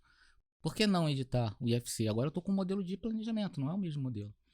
O modelo ele foi feito para ser enriquecido de informações com o tempo, né? A construção teve umas build, as builds foi para entregue lá para o comissionamento e agora vai ser feito o controle de manutenção, gestão do ativo. Esse modelo é vivo e continua sendo mexido. É que a gente está acostumado a colocar isso num software que vai gerenciar e vai gerenciar isso com informações fora do modelo, vinculadas, né? Às vezes isso é interessante e às vezes é interessante que essa informação fique no modelo. Quando é interessante que essa informação fique no modelo, esse modelo precisa ser enriquecido de informações, né? Então tem toda uma discussão aí que eu nunca digo que é certo ou que é errado. Eu digo que em algumas situações é certo, em algumas situações é errado. Do quanto de informação que fica no modelo e do quanto de informação que fica vinculada ao modelo. Acho que são momentos também, né? Porque em maturidades de empresa. A gente estava participando de uma concorrência de uma empresa norte-americana que ela tinha uma série de requisitos para contratação BIM, que a gente falou, pô, cara, se todo mundo contratasse nesse nível, a gente já tá trabalhando com BIM de fato, né? Eu digo assim, Brasil, né? Eu anotei duas coisas que eu acho que é importante, Carlos. A primeira delas é grafismo, né? Eu acho que a gente tem uma briga ainda, quando a gente fala de IFC, por uma questão de erros de exportação de alguns softwares específicos, para não mencionar os nomes aqui de quais são, que eles têm erros ainda na tradução, né? Uma parede curva, ela vai segmentada, uma parede inclinada, se tem um vazio, o cara trabalhou com cebola, ele coloca um outro subelemento, enfim. A gente entende que isso tudo acaba impactando até mesmo porque o cara usou às vezes a ferramenta errada para desenhar determinada coisa, né? Vamos dizer assim, e aí ele vai e fica com aquele grafismo horroroso, né? E é porque o cara compara com o CAD. Pô, mas eu tô trabalhando em BIM, quer dizer que a minha qualidade gráfica caiu, né? Então a gente entende que isso é uma objeção, tá? Outra objeção que eu entendo é assim, eu sou super defensor do IFC, principalmente quando a gente fala assim, cara, vamos falar de licitação. Cada um trabalha no software que quiser, tem que entregar o IFC naquelas condições para que você possa usar no orçamento, planejamento, esse BIM tem que continuar, mas também eu posso pensar que daqui 10 anos eu vou fazer uma reforma naquilo ali, né? Ou daqui 20, 30 anos. Eu entendo que esse IFC, quando você fala de edição, eu também sou a favor que o IFC deveria ter edição, porque a gente sabe que tem alguns softwares que editam, porque também eu posso querer alterar, vou fazer uma abertura agora nessa parede, porque surgiu uma nova necessidade de ampliação, e aí eu tenho uma restrição com relação à edição dos elementos, né? Em alguns softwares específicos. Então eu entendo quando o pessoal fala que quer editar, é no nível de editar como se fosse, né, esse projeto, eu preciso evoluir com ele, mudou o projeto. Tinha aquela autoria, passa a ter um novo autor agora. Um novo autor. Daqui pra frente, eu me responsabilizo por essa abertura, e aí eu entendo que alguns softwares têm essa dificuldade, entendeu? De pegar aquele software e falar, tá bom, você quer mexer? Porque a única edição que a gente consegue fazer em alguns programas é edição. Não modificação. Eu falo que tem uma diferença. Eu consigo pegar uma parede, eu não consigo diminuir o comprimento daquela parede, dependendo do IFC que você está trabalhando em qual programa. Eu tenho que meio que demolir ela inteira. Se eu vou demolir uma parte, eu não consigo demolir aquela parte, né? Então a gente até fala brincando, tem software que a gente faz 3 análises de um software. Se ele faz o que eu quero, se ele não faz o que eu quero e se ele faz com gambiarra. O problema é que a gambiarra se torna o modo de operar, né, da empresa, porque os programas ainda têm muita deficiência. Quando eu falo de FC, para mim a palavra forte é comunicação, porque ainda eles têm dificuldade em se comunicar. Não sei se esse é o ponto de vista, né, mas eu analisei são esses dois gargalos hoje que eu anoto, que os nossos clientes são arquitetos e engenheiros, que inclusive escutam bastante esses podcasts, eles anotam, né, Jonas? Sim. Que é o grafismo, é algo que para eles cai a qualidade, e a questão da renovação depois, né? Eu quero fazer uma reforma, eu não consigo seguir com aquele modelo, então eu vou usar o Revit, não vou usar o IFC, entendeu? Eu entreguei um IFC junto, mas eu vou seguir com aquele RVT. E aí mantém a perpetuidade desses softwares no mercado. Né? Então eu acho que tem essa barreira também para vencer, até que ponto esses softwares também querem deixar esses elementos editáveis, entendeu? Eu entendo que existe uma restrição também, né?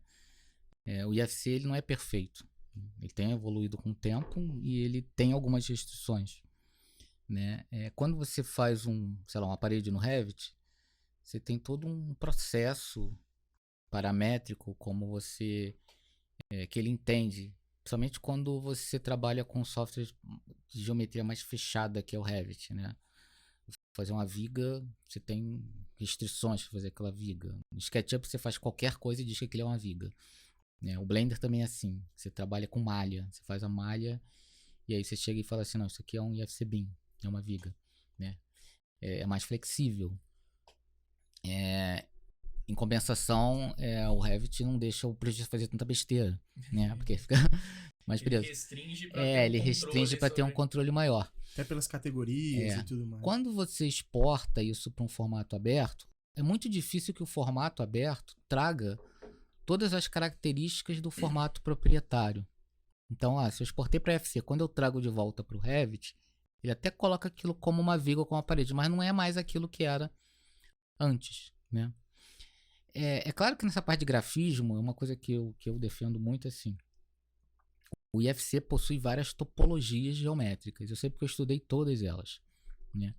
E ele possui extrusão, ele possui revolução, ele possui NURBS, que é as formas arredondadas com polinômios, né? Ou seja, você não tem pontinho a pontinho da curva, né? Você tem tudo isso, você tem no IFC 4, por exemplo, 2x3 não tinha NURBS, o 4 até tem. Então, boa parte, assim, eu acho que da exportação o grafismo sai ruim por preguiça do tradutor. Assim. Por exemplo, se você quer fazer uma tubulação, então um tubo, curva, assim. Né? Geralmente, o que você faz? Existe uma topologia, você pode fazer uma malha, vários triângulozinhos, né? Ou você pode fazer um caminho e um que a gente chama de sweep solid, né? Um sweep, uma varredura em volta daquele caminho. Né? O IFC, ele tem isso. Ele tem como você dar uma curva tridimensional e dizer que uma seção, um perfil que ele chama de profile, IFC profile, pode ser um raio, um diâmetro, ele segue aquele path. Segue aquele path. Ele tem tudo isso, né? Por que o tradutor, na hora de traduzir, não traduz da forma correta? Aí o software que vai ler o IFC vai ler direitinho. Então ele vai renderizar aquilo de forma direitinho. Mas não, ele traduz aquilo ali como uma malha. Tá errado? Na especificação permite, porque são várias topologias. Aquela topologia não tá errada.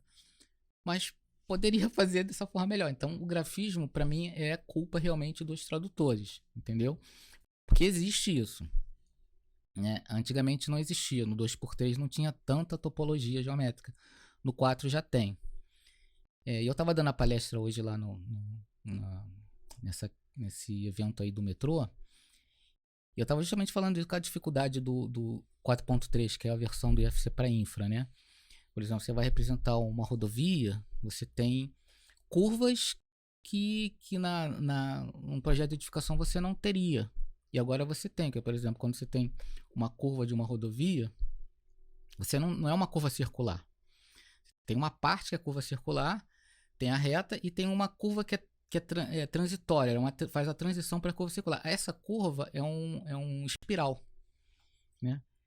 Esse espiral, o 4.0 não tem como representação. Porque pode ser uma espiral senoide, cossenoide, pode ser um polinômio de primeira ordem, de segunda ordem, ou pode ser um clotoide. né? Cara, É doideira. Gastou matemática agora, hein? deu a carteirada. Não, na verdade, quando eu comecei a mostrar lá o IFC 4.3, que eu comecei a entrar nessas questões do IFC, uma parte já foi Já embora. foi embora. Quando eu perdeu o mostrei o público. clotoide, metade foi embora. Assim, né, sabe? Aí, mas assim, o fato é que já existe. A gente não precisa se preocupar com isso. O software se preocupa com isso. O software vai ler lá, vai ter a fórmula lá do clotoide e ele vai saber exatamente representar isso da forma gráfica. Mas aí a pessoa tem que saber também modelar para entender um exemplo. Eu já peguei pessoas modelando soleira com piso. Aí você entende que a informação é pano, vamos pensar assim, e não linear, né? A gente volta para aquela questão do padrão, né? Sim. Porque é a mesma coisa, você pegar um civil 3D para modelar essas rodovias, a gente vai pegar um assembly, né, Jonas, para fazer a seção, e eu vou desenhar o alignment, né, o caminho ali que ele vai seguir aquilo, e ele vai fazer todo o estaqueamento, a gente entende que ele vai fazer o quê, basicamente? Um follow me, né? Ele vai seguir ali e vai fazer um follow me num caminho, né? Aí quando a gente entende, pô, vou exportar isso aqui pro programa, mas como que o programa ele vai traduzir cada peça? Tem que ter um tradutor que você oriente qual peça, como que ele vai traduzir aquilo. O IFC 4.3, por exemplo, ele já tem a questão de localização, não por coordenada X e Y somente. Ele tem a questão por alinhamento, que é a da infraestrutura, né? Você tem quilômetros e quilômetros, Sim, então sim. você tem que levar em consideração a curvatura da Terra, o sistema de projeção que você está usando, tal. Mas a gente fala como isso pro usuário comum, Carlos, porque se a gente chega para um usuário comum e fala tudo isso daí, o cara já fala, cara, desisti, eu vou pro CAD, vou dar um offset, Não, mas era mais ele fácil. nem precisa saber disso, né? Quem precisa saber disso são os softwares. Os desenvolvedores Né? precisam Ele precisa conseguir só chegar e falar assim, eu vou exportar fazer um estaqueamento, vou fazer aqui uma curva, um alinhamento e as estacas de tanto metro, e aquele software vai exportar com essas informações todas para que o outro consiga ler igualzinho como estava no primeiro. Se ele não ler igualzinho, ele vai começar a fazer algumas coisas tortas, assim. E aí, que é a questão do grafismo, entendeu? Sim. E como que você vê que a gente pode... Eu não sei, né? Eu sei que a gente participou lá do evento de BIM que teve, né? No BIM Fórum. Mas eu acho que falta um pouco essa cobrança, né? Das empresas de software. E também questões de necessidades que o contratante tem que entender para ele poder escolher um programa que atenda mais essas necessidades dele presentes e futuras, né? E eu entendo que tem poucas pessoas, o Carlos é uma das poucas que a gente conhece, né? Que se aprofundou tanto no IFC. E eu entendo que essas pessoas, esses faixas pretas, tinham que estar um pouco mais aproximados dos consultores também. Porque a gente tem um ecossistema muito pequenininho ainda do BIM, muito né? nichado, né? É muito nichado. E para tomada de decisão e para trabalhar de uma maneira, vamos dizer, open BIM ali, né? A gente precisa colaborar. E eu sinto uma grande necessidade, tá? E uma resistência por alguns de compartilhar ali alguns conhecimentos. E a gente tenta aqui sempre no podcast trazer a galera e tudo mais. Mas é assim, existe uma questão de tipo, o cara tá fazendo ali, tá ganhando o jogo e não quer às vezes compartilhar aquele conhecimento. E ao mesmo tempo a gente tem um bolo de pessoas que querem compartilhar o conhecimento e querem buscar resolver o problema. Então, eu fico assim, como que a gente resolve isso, entende? Eu acho que assim, essa questão dos softwares melhorarem, sempre é o mercado que vai começar a exigir.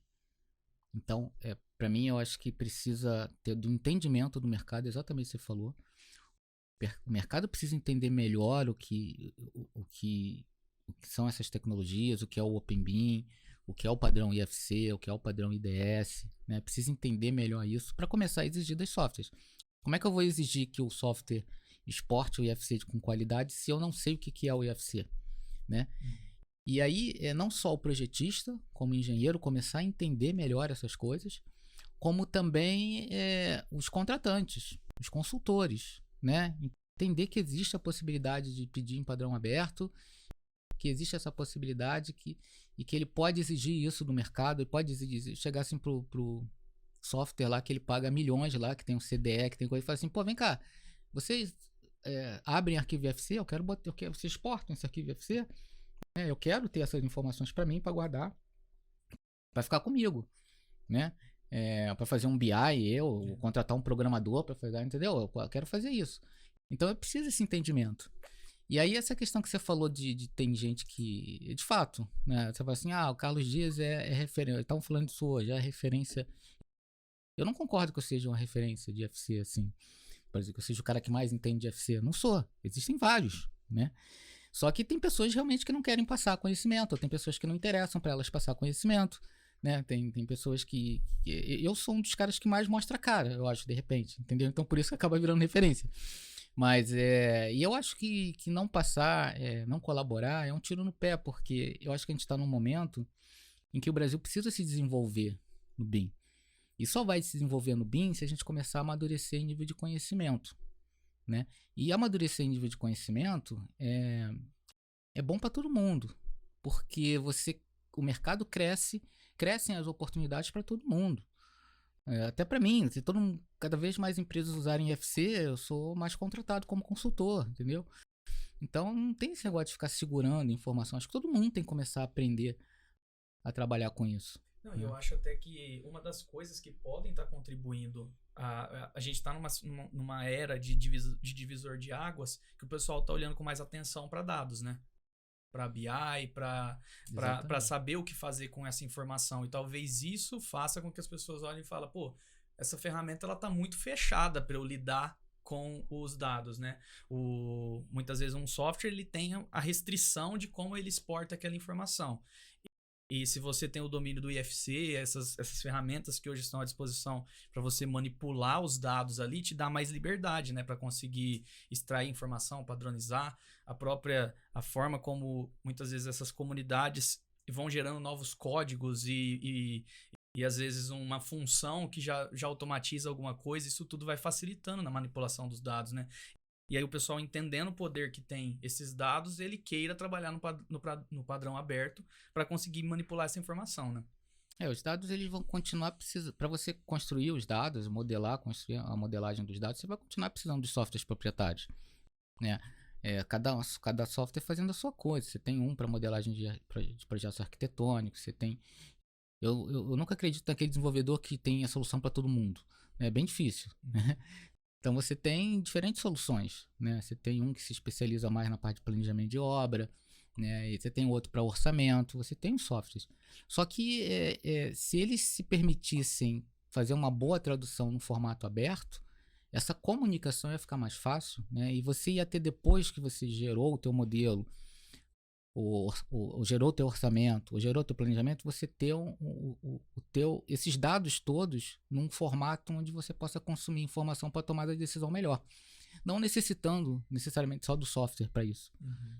Posso chegar, ler aquelas informações, botar aquilo num sistema que eu tenho, ou integrar aquelas informações com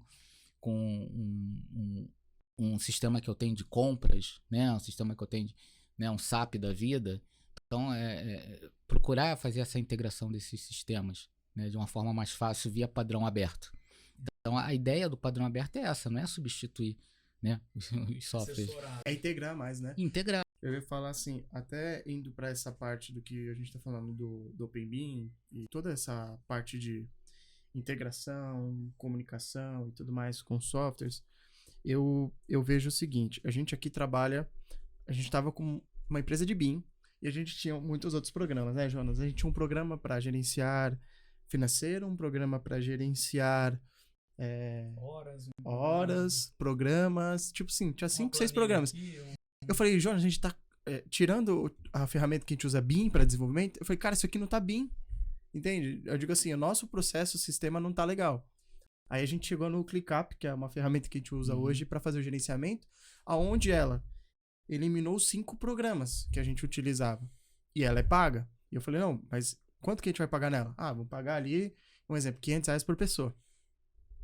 Legal, então se eu tô pagando isso por ano, menos todos os programas que eu tava pagando, sai mais barato. Aí eu falei, legal, vamos entender, vamos se aprofundar, vamos utilizar. Só que o que chamou mais atenção para nós nela? A palavra integração. Interoperabilidade. Porque ela conversava, nós não utilizamos Microsoft. Tirando o Windows, né? Mas a gente utiliza tudo na nuvem Google. Então, cara, um requisito que tem que atender pra gente é trabalhar com o Google. E a ferramenta trabalhava 100% com o Google, e não só com o Google, com mais de 90 APIs abertas, entendeu? Então você vê que o padrão já norte-americano, o padrão dessas empresas é assim, cara, tem que estar conectado. Eu não posso ter uma plataforma que tá tudo dentro da minha plataforma. Porque amanhã, se eu tiver que desenvolver, eu tenho que desenvolver uma grande tecnologia, gastar um esforço e tal. Não, é mais fácil hoje eu plugar, Claro, eliminei algumas outras porque tava com mini plataformas para ir para um processo, porque a gente saiu de um nível e foi para outro nível de empresa. Então eu preciso de uns softwares mais robustos, vamos dizer assim, para atender as necessidades. Foi quando eu falei, cara, agora sim a gente tá, né? Tá bem. Estamos bem orgulhosos ali, né? Tipo assim, caramba, não só projetos, né? Mas toda a nossa parte de processo administrativo tá tudo integrado agora. Então todo mundo tá se conversando, todo mundo entende a passagem de bastão, todo mundo entende por que tem que ser feito daquele jeito. Isso para mim foi assim um divisor de águas imenso, porque quando a gente fala de todo esse gerenciamento, cada dia que passa surgem mais soluções, mas você tem que ter ideia até que soluções, porque começa também a ter um arsenal de programas. Eu lembro do estudo de caso da CCDI, e aí você tinha lá, cara, para rodar o sistema BIM dos caras, era, se eu não me engano, era 12 softwares. Entendeu? Então, assim, legal, funciona. Claro que cada software no seu pacote, mas assim, o esforço para gerar tudo aquilo é complexo. Então, e imagina, porque eu tô falando de transição de informação. Eu não tô nem tão preocupado só com a quantidade de software, mas a mesma informação que eu tô transitando ali é BIM, né? Elas estão se conversando, ou é uma informação que eu mandei em Excel, que o cara mandou em sei lá, Doc, que o outro converteu para DXF, então eu falei, cara, peraí, tem alguma coisa estranha aí. Porque eu tô tendo que converter em vários formatos diferentes, eu não tô me comunicando, isso aí não tá bem. Então foi quando a gente, vamos então focar numa situação que as coisas têm que ser integradas e elas têm que ser conectadas, senão tá virando uma salada. Senão não funciona. Eu falo pro Jonas, é da NASA ou é qualquer usuário simples que consegue usar? Porque se for usuário simples, né, Jonas? Eu tenho uma pergunta agora pro Carlos, também de solução aberta, mas de solução que tá indo na contramão do IFC. Você já teve contato com o Speckle, né? Sim, Speckle. E eles têm é aberto, né? A solução deles. E eu lembro, a primeira vez que eu vi o Speckle foi logo que eles lançaram. Aí eu vi uma apresentação do desenvolvedor lá do Speckle. E ele falando que a primeira decisão que eles tiveram que tomar foi: não vamos utilizar IFC, porque eles achavam que dentro do processo ali não seria viável para eles. E eles criaram um padrão próprio para estruturar a informação. E aos poucos eles têm que ir gerando conectores, né, para cada solução. E só que ao mesmo tempo é uma solução extremamente interessante, né? A forma como o Speckle, ele também funciona com Git lá, ele faz a conexão direta, ele traduz lá para as soluções.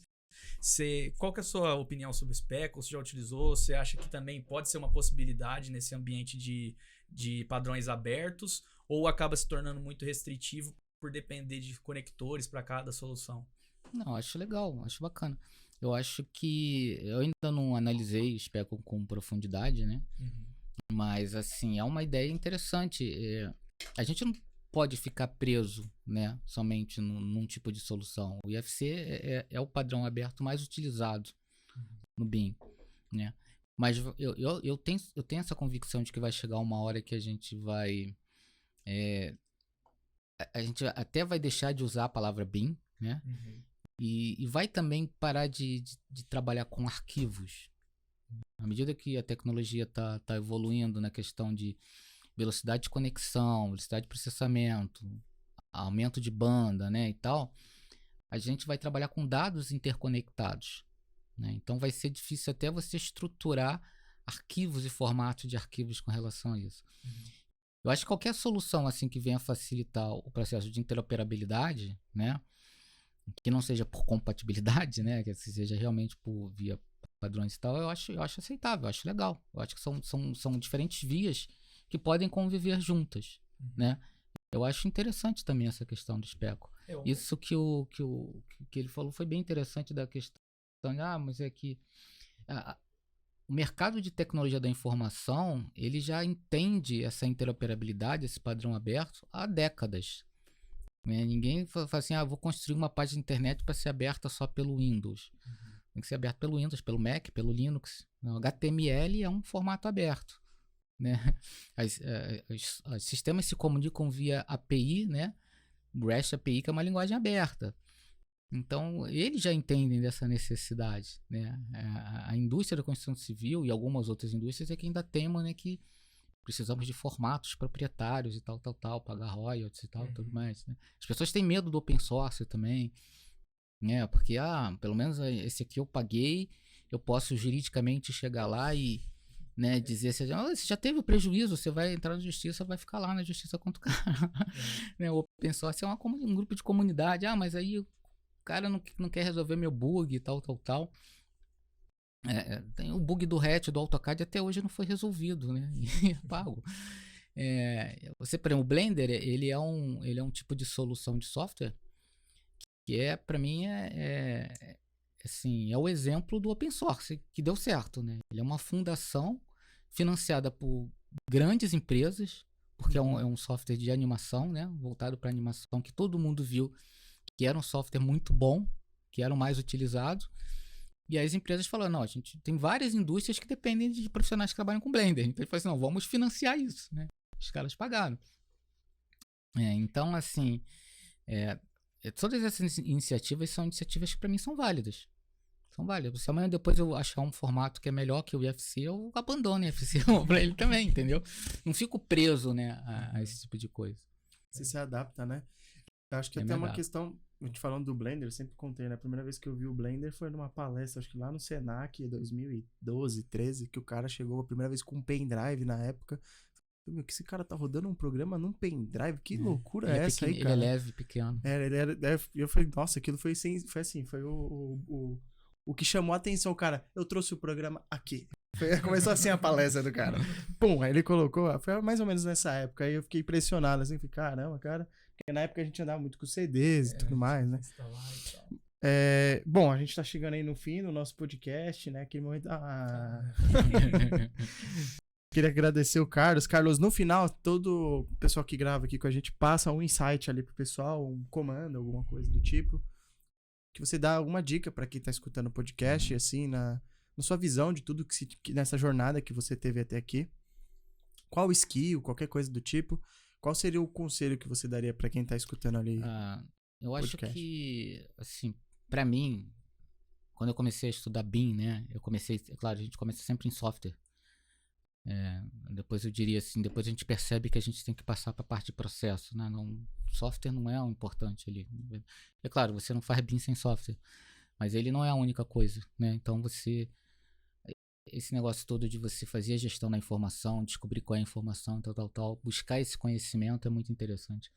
Mas assim, o que foi o ponto de virada para mim foi justamente o IFC, né? E aí eu agradeço ao IFC por isso, porque ele abriu meus olhos para essa questão da informação, né? O BIM, a modelagem da informação, está cada vez mais voltado para uma parte que é a ciência da computação, ciência de dados. Embora o pessoal não se queixe, mas eu sou engenheiro, sou arquiteto. Mas não adianta, modelagem de informação é isso. Então é uma ferramenta nova para quem é de engenharia, quem é de arquitetura. Do mesmo jeito que antigamente os engenheiros faziam conta na mão ou com régua de logaritmo, né, e tal, depois via a calculadora, ou veio o computador. Antigamente, mas eu tenho que aprender a mexer com o computador também, eu já sei engenharia. Mas hoje em dia, qualquer pessoa que trabalha mexe com computador. Uma criança mexe com computador, uma secretária é secretária, mas ela precisa mexer com o computador. Então é uma ferramenta. O BIM é a mesma coisa, ele é uma ferramenta também, né? Então todos esses conhecimentos de computação, de gestão da informação, dados, né? Isso tudo são ferramentas que qualquer indústria, qualquer profissão vai ter que trabalhar com isso. Não tem jeito. A gente está caminhando mais para dados conectados e o pessoal de marketing está trabalhando com isso, o pessoal de administração está trabalhando com isso, a economia está trabalhando com isso, né?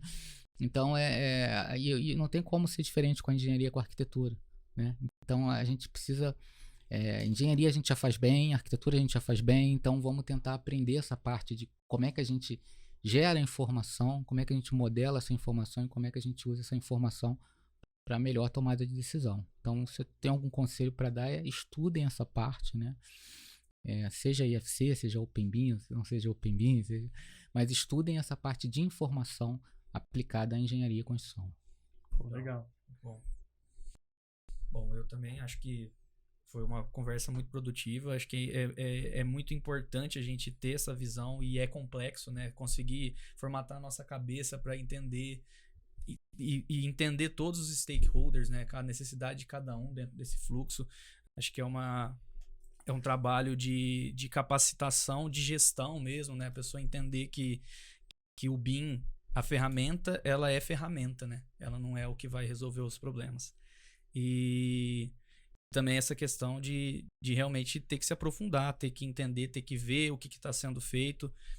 Tem muita gente quebrando cabeça para estruturar a informação e talvez, ao invés de querer inventar a roda, dá para pegar muita coisa que já foi desvendada, né, por alguém e já pararam. O problema é entender, às vezes ter maturidade, né? Às vezes quando a gente chega com uma proposta de formatação, vamos estruturar os dados dessa forma, igual você falou do tubo, se ele é prumado, se ele é subramal, na hora que se apresenta, a primeira reação não precisa disso. Só que é porque ele não está tendo a visão do todo que está envolvido, né?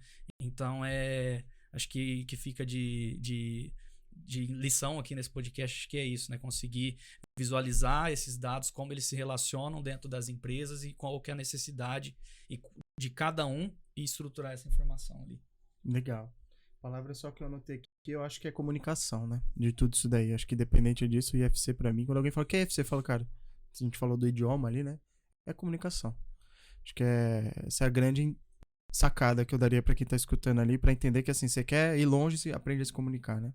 Em todos os sentidos ali, desde negócio, arquitetura, engenharia, matemática, né? Então, tem mercado para todo mundo.